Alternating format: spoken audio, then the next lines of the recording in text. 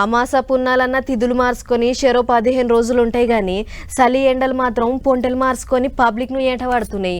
పున్నమో 15 రోజులు, అమాసో 15 రోజులు, నెలని చెరిసగం చేసుకున్నట్టు ఎండ చలిమంచు ఏరియాలు వంచుకొని పబ్లిక్ మీద ఈర్స్క పడుతున్నాయి.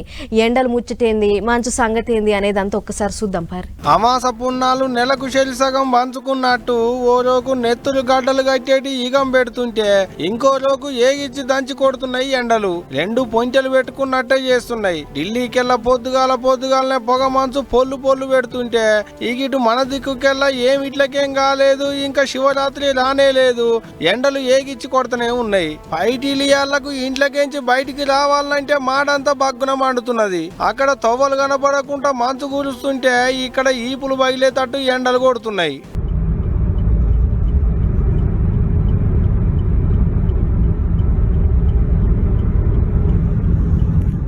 అది చూసిరా ఎట్టుందో ఢిల్లీలో పరిస్థితి. కార్ల పోతుంటే వచ్చేటి పొగకు ఎదురుంగొచ్చేటి బండ్లు దగ్గరికి వచ్చిన దానిగా కానొస్తలేవు. జనవరి నెల ఎలుదలకు వస్తుంది. ఇంకా కూడా తక్కువ 8 డిగ్రీల సెల్సియస్ ఉష్ణోగ్రత పెడుతుందట అటు మీటర్ మీద. పొద్దుగాల పొదల సందు లేవలో మంటలు పెట్టినట్టే కురుస్తున్నది పొగ మంచు.